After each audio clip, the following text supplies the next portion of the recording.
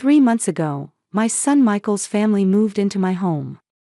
Temporarily, he said, for renovations. I was genuinely thrilled to see my granddaughter Emma every day after so long. I knew that nothing was more precious than time spent with family. But something wasn't right. Emma was doing her homework in the bathroom every single day.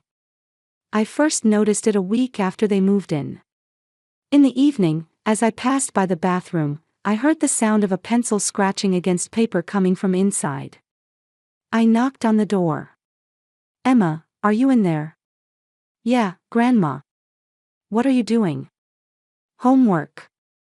Thinking it couldn't be, I opened the door to find my 12-year-old granddaughter sitting on the toilet lid with a notebook spread across her lap, working on math problems.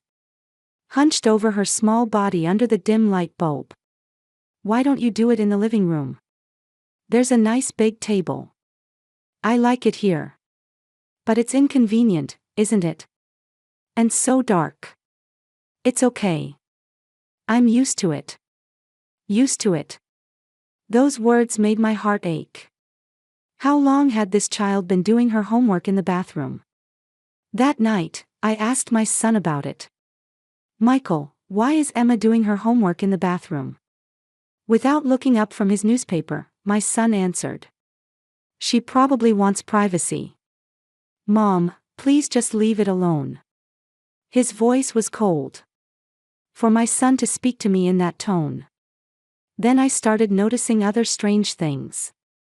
Only 3 places were set for dinner.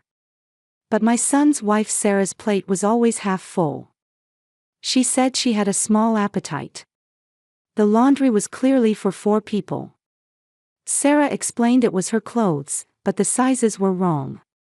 Smaller. For a younger person. And most of all, that bedroom. The door to the bedroom Michael and Sarah were using was always locked.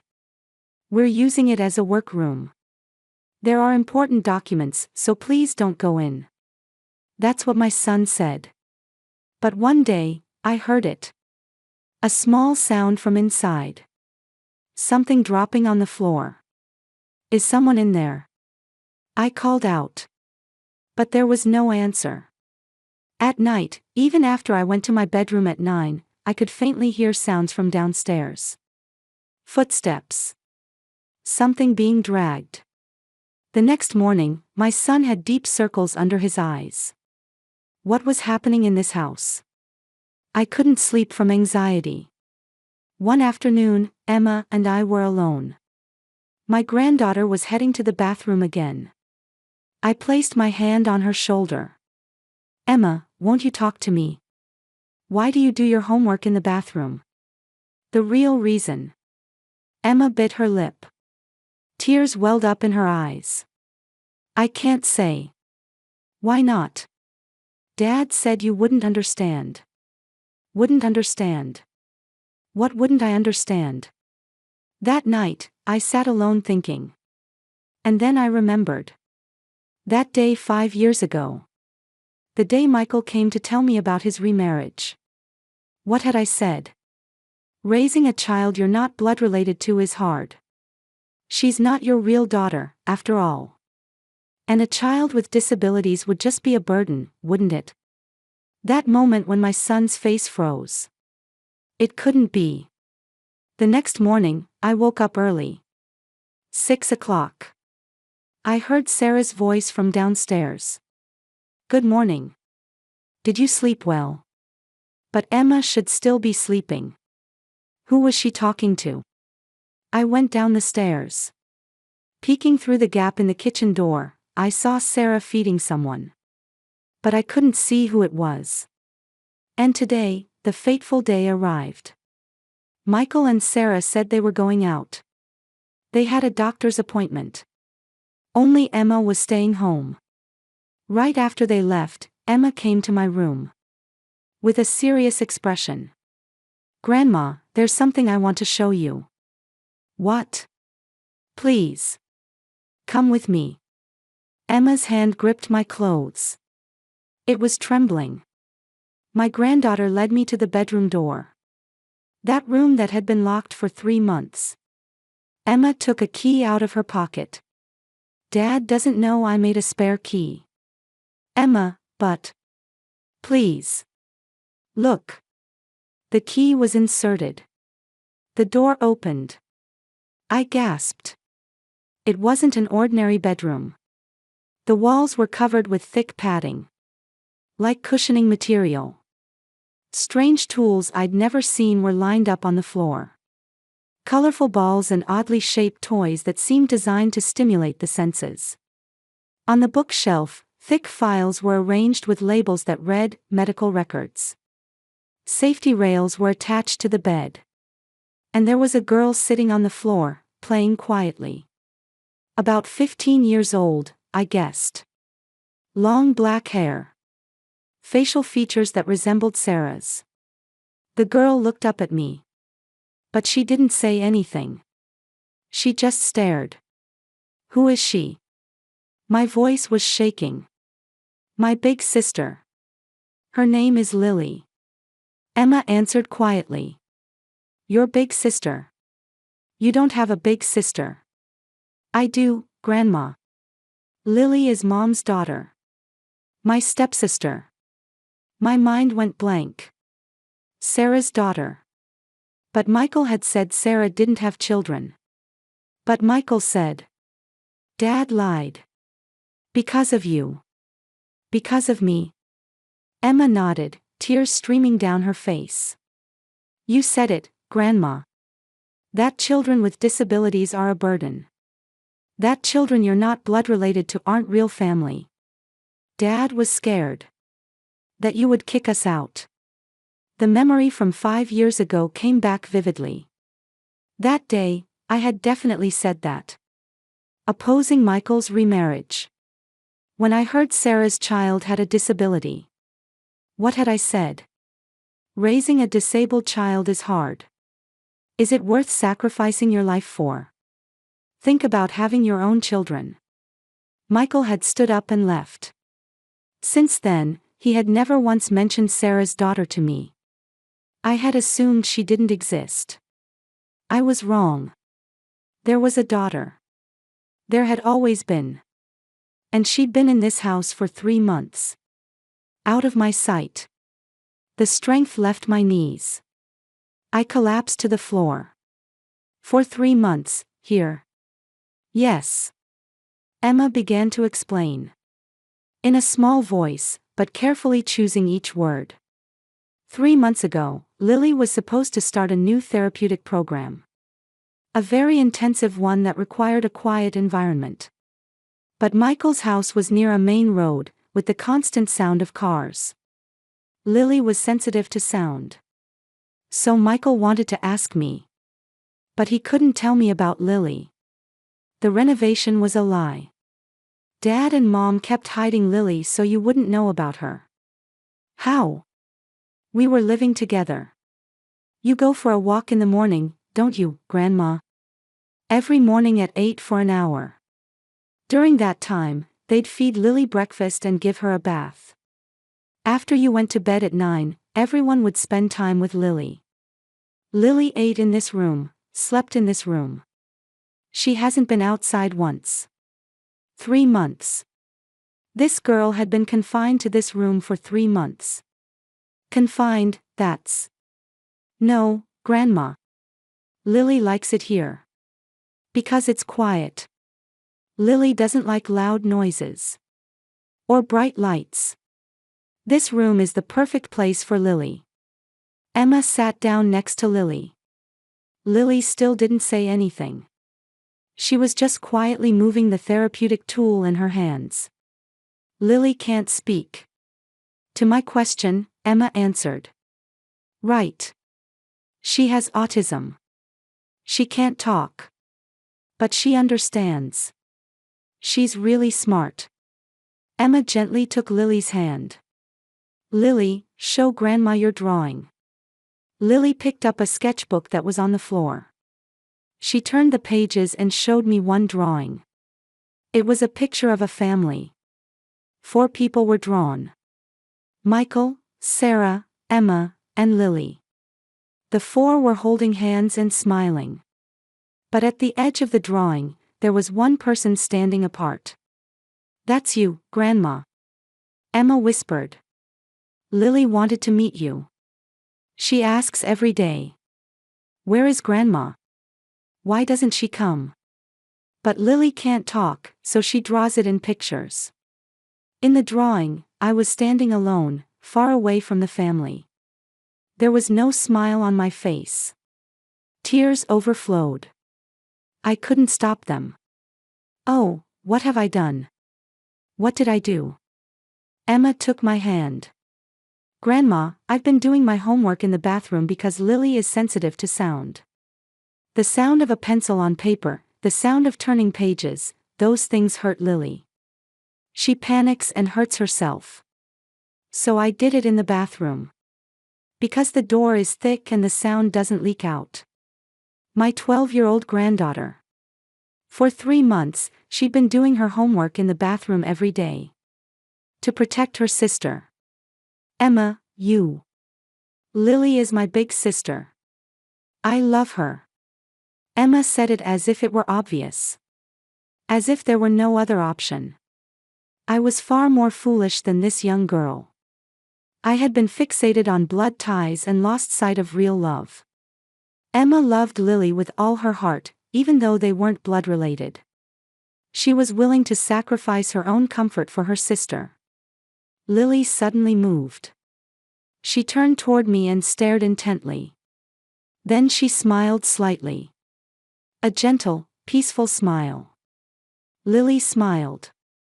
"Yeah. She likes you, Grandma." Lily doesn't smile at strangers. But she smiled at you. I reached out with a trembling hand. I touched Lily's head. Soft black hair. Lily didn't pull away.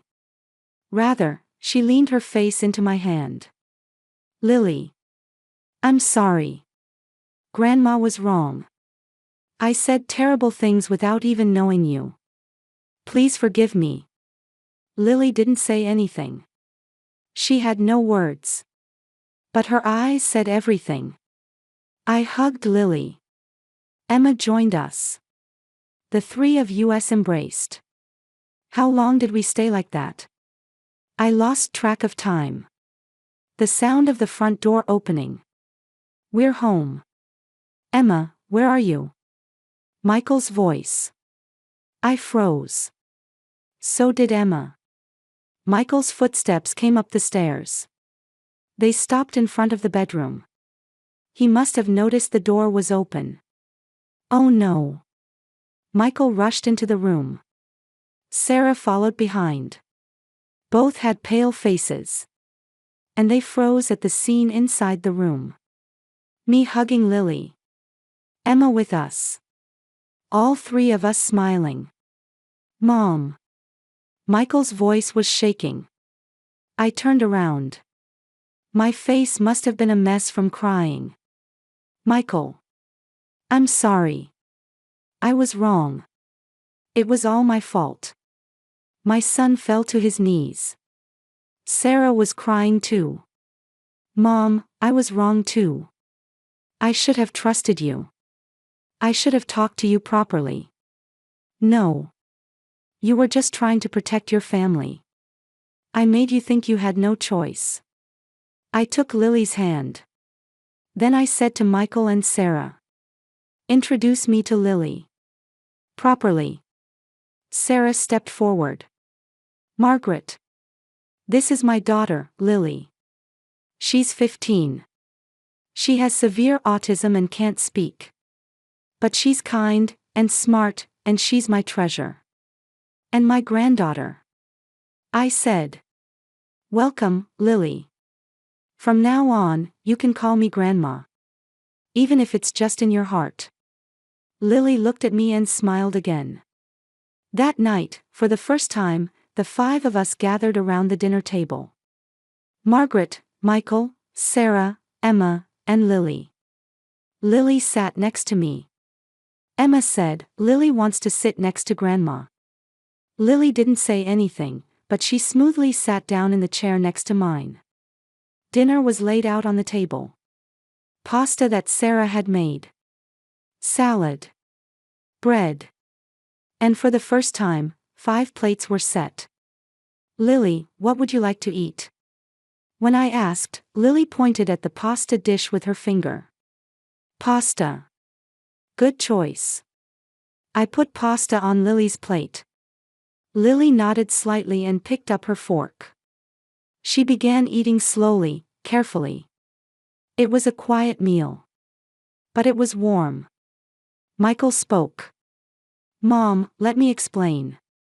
Why we hid this. It's okay, Michael. I understand. No, I want to talk about it properly. Michael took a deep breath. Sarah held his hand. 5 years ago, when I told you about the remarriage, you said it was wrong to raise a stepchild with disabilities. That children you're not blood related to can never become real family. I closed my eyes. It hurt to hear those words. But I couldn't run away. I was shocked by those words. I didn't think you were the kind of person who would think that way. But at the same time, I became scared. If you knew about Lily, you might reject our family. So we lied. Sarah continued. Michael told me we should pretend I didn't have a daughter. I opposed it at first. But when I saw Michael's face, I understood. How hurt he was. I didn't want to ruin my relationship with you, Mom. But I wanted to protect Lily. So I had no choice but to lie. Tears welled up in Michael's eyes. 3 months ago, Lily's new therapy program started. But our house is near a main road and it was too noisy. Lily needed a quiet environment. Your house was perfect, Mom. In a quiet residential area, with spacious rooms. But we couldn't tell you about Lily. Sarah said. So we lied about renovations. We thought if we could just hide Lily for 3 months, it would be okay. When the program ended, we planned to go back to our house. And every day, we were desperate to keep you from finding Lily. Michael smiled bitterly. We waited for you to go on your morning walk, then fed Lily breakfast. After you went to bed, we spent time with Lily. That's why I was sleep deprived every night. Sarah too. Emma too. Sarah looked at her daughter. Emma did her homework in the bathroom for Lily's sake. Because Lily is sensitive to sound. The sound of a pencil or paper would make Lily panic. I looked at Emma. My granddaughter continued eating silently. As if she didn't think she'd done anything special. Emma, you're a wonderful girl. Emma looked up. No. Lily is my big sister. I just did what anyone would do. A 12-year-old girl said, what anyone would do. What I hadn't been able to do. Mom. Michael looked at me. I was wrong. I should have trusted you. I should have talked to you properly and given you a chance. No. I shook my head. You weren't wrong. I didn't give you a reason to trust me. 5 years ago, I said something unforgivable. And you did your best to protect your family. I clasped my hands on the table. But starting today, things will change. Lily is my granddaughter. Just as precious a family member as Emma. Lily moved. She turned toward me and stared. Then she reached out and touched my hand. A cold, small hand. I held Lily's hand. Welcome, Lily. From now on, you don't have to hide. Lily smiled. This time clearly. After dinner, Sarah showed me around the bedroom. This is the room where Lily spent the past 3 months. Pointing at the wall padding, Sarah explained. When Lily panics, she sometimes hits her head against the wall. So we put up padding, which also serves as soundproofing. She explained each of the therapeutic tools on the floor one by one. Tools for sensory integration. Things to stimulate touch. Things to train vision. Today, We went out because it was Lily's home medical care day. Home medical care. Yes. Once a month, a doctor and therapist take Lily out for sensory integration therapy. Today was a special 3-hour session. That's why Lily wasn't home. Right. Usually, someone always stays home. Either Michael or I would take off work. But today, because the medical team was watching Lily, we could both go. And Emma knew that. Yes. Emma said, "Today I can show Grandma." We opposed it. But Emma wouldn't listen. Sarah smiled. Emma really loves Lily. More than real sisters. She does what I couldn't, as if it's the most natural thing. Margaret. Sarah took my hand. I'm not blaming you. What you said 5 years ago hurt. But I understand. You wanted your son's happiness. You just didn't know about disabilities. Ignorance is no excuse. But you can learn. Today, you hugged Lily. That's enough. Tears glistened in Sarah's eyes too. Lily has always wanted to meet you. She heard about you from Michael. That there's a grandma. But she was sad when she was told she couldn't meet you. She can now. Every day. I vowed. From now on, there's no need to hide. Lily can live in this house proudly. As my granddaughter. That night, before getting into bed, I visited Lily's room. Lily was sitting on the bed, drawing. Lily, good night. Lily looked up. Then she showed me her drawing. It was a new picture. The same family drawing as before. But this time, I was in the circle too. 5 people holding hands, smiling. Thank you, Lily. I took the drawing. I'll treasure this. Lily nodded. And for the first time, she hugged me of her own accord. A small body. Warm. I love you, Lily. Lily didn't say anything. But she hugged me tight. That was her answer.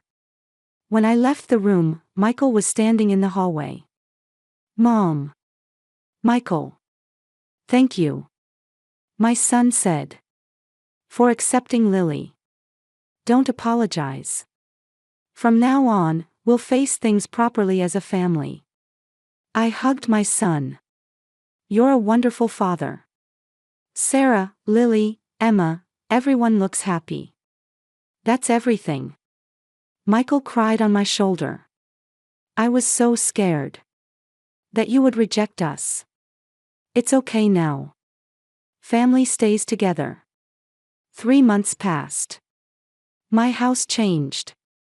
Soundproof curtains were installed in the living room, and a therapy space for Lily was set up. Emma's study desk was also placed in the living room. She no longer needed to do homework in the bathroom. Lily gradually became able to go outside. One morning, I called out to Lily. Lily, do you want to go for a walk with Grandma?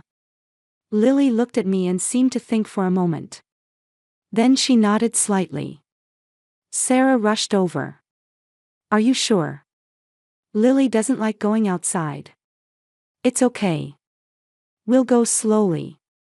At Lily's pace. I took Lily's hand. At first, Lily was a little tense. But she squeezed my hand back. When we stepped outside, morning light streamed in. Lily squinted. It must have been bright. I started walking slowly. It was a 10-minute walk to the neighborhood park. We walked really slowly. Lily would stop sometimes to look at tree leaves or listen to bird songs. I didn't rush her. I just waited for Lily to start moving again. When we sat on a park bench, Mrs. Johnson from next door called out. Margaret, good morning. Who's that? My granddaughter. Lily. Oh my, you had another granddaughter. I didn't know. Yes. We started living together. She's a wonderful child. I smiled proudly. Mrs. Johnson spoke to Lily. Hello, Lily. Lily didn't say anything. But she bowed slightly. What a quiet child. Yes. Lily has autism. She can't speak, but her heart is kinder than anyone's. For the first time, I clearly told someone else about Lily's disability. Without shame. Mrs. Johnson smiled kindly. What a lovely granddaughter. Show me you two walking together again sometime. Yes, of course. When we got home, Sarah was waiting at the entrance. Looking worried. How was it? It was perfect. Lily was wonderful. Tears welled up in Sarah's eyes. Thank you. For taking Lily outside. From now on, I'll walk with her every day. If Lily wants to. Lily squeezed my hand tight. That was her answer. There was also a change at Emma's school. One day, Emma brought a friend home. Mom, can my friend Kate come over to play? Of course. Sarah answered. Kate was a cheerful girl. In the same class as Emma. The two began doing homework in the living room. After a while, Lily came out of her room. She looked a bit surprised to see Kate. Oh, hello. Kate said. Hello. Who are you? Emma answered. My big sister. Lily. Big sister. I didn't know. Yeah. Lily has autism and doesn't go out much. But now she goes for walks with Grandma. That's great. Kate smiled at Lily. I'm Kate. Emma's friend. Lily didn't say anything. But she waved a little. She's sweet. Kate said. Emma, you were doing homework in the bathroom every day, right? It was for Lily. Yeah. That's kind. I don't know if I could do that. You could. You're kind too, Kate. If it's family, anyone can do it naturally. Emma said it as if it were obvious. That night, I made a suggestion to Sarah.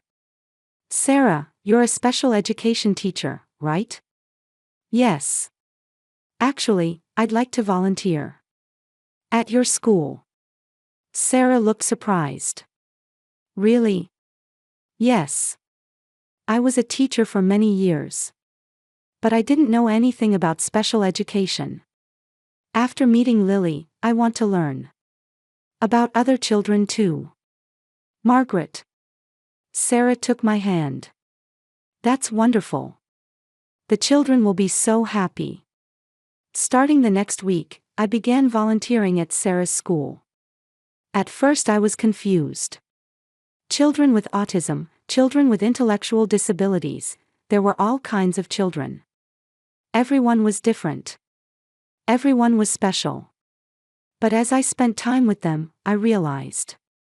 These children aren't burdens. These children are gifts. One day, a boy with autism drew me a picture. A rainbow. Thank you.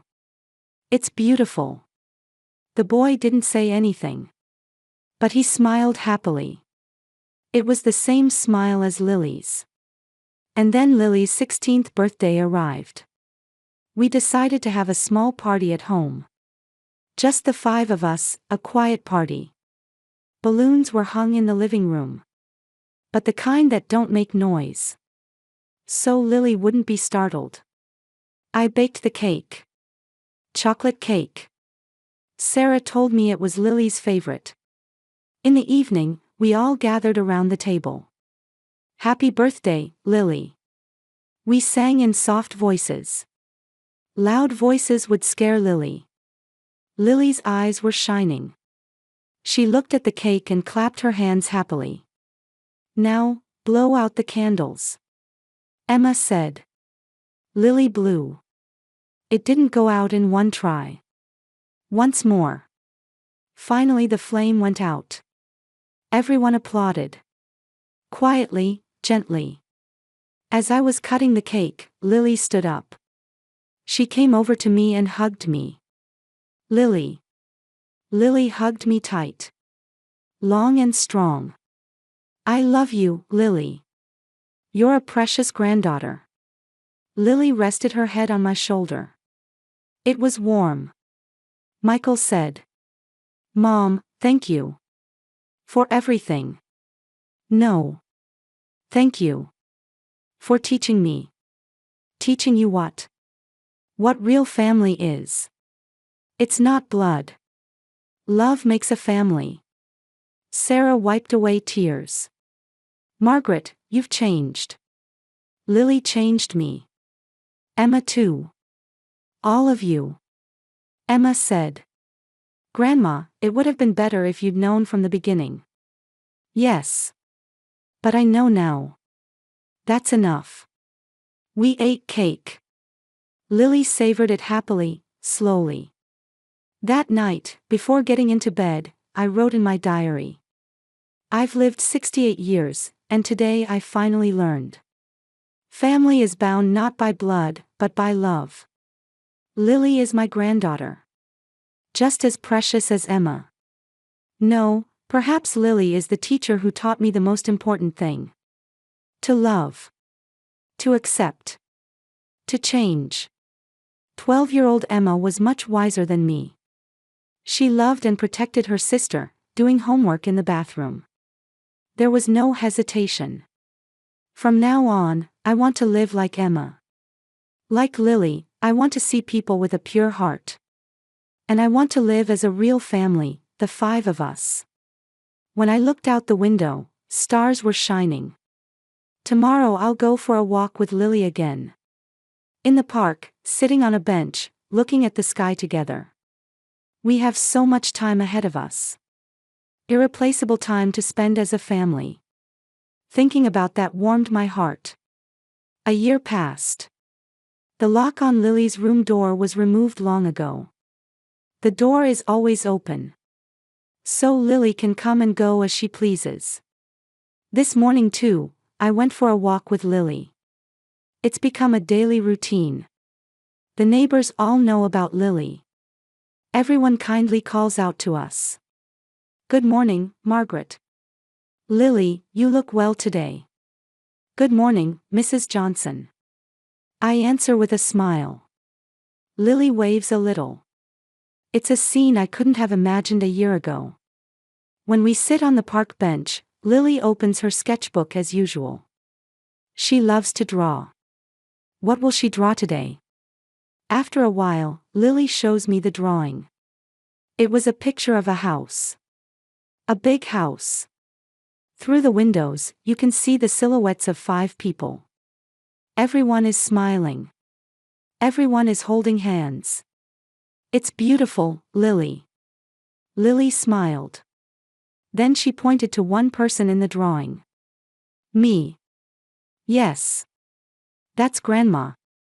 Lily nodded. Then she placed her hand on her own chest. And reached out her hand to my chest. Heart and heart are connected. I understood that's what Lily wanted to say. Yes, Lily. Grandma and Lily's hearts are connected. Forever. When we got home, Emma was waiting at the entrance. "Grandma, Lily, welcome back. We're home." "Emma, did you finish your homework?" "Yeah. I did it in the living room." Emma said it as if it were obvious. She no longer does homework in the bathroom. Lily has gradually gotten used to sounds too. The result of therapy. As I was preparing dinner, Michael came home from work. "I'm home. Welcome back." Sarah kisses him. Lily runs to her father. Michael picks Lily up. "Lily, how was your day?" Lily shows him the drawing. The family picture. "Wow, that's good. You drew Dad too." Michael laughs happily. At dinner, Sarah said, "Margaret, the school principal wants me to tell you she's grateful." "Oh my, why?" Your volunteering is having a big impact on the children. Especially the children with autism. I'm not doing anything. I'm just spending time with them. That's what's important. Someone who will be with them. Someone who tries to understand. Emma said. Grandma didn't understand at first, but now you understand better than anyone.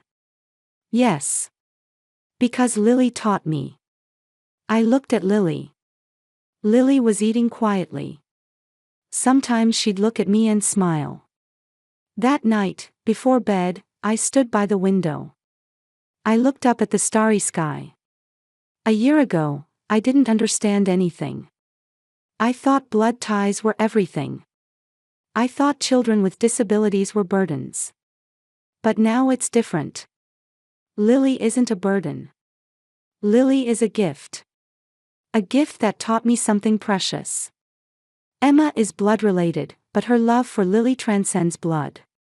She was willing to sacrifice herself for her sister. Michael and Sarah were desperate to protect their family. While fearing me, they continued to love Lily. And I, at 68, finally learned what family is. What love is. What it means to accept. There was a knock. I turned around to see Lily standing there. Lily, what is it? Lily came over to me and held out her hand. Do you want to sleep together? Lily nodded. Of course. Come here. Lily got into my bed. She nestled into my arms. Good night, Lily. Lily held my hand. A small, warm hand. Outside the window, stars were twinkling. I was happy. 2 granddaughters, 1 son, 1 kind daughter-in-law. This is my family. A family bound not by blood, but by love. That was enough. No, it was more than that. I could hear Lily's breathing as she slept. Peaceful, gentle breathing. I closed my eyes. Tomorrow, I'll go for a walk with Lily again. From now on, forever, as a family.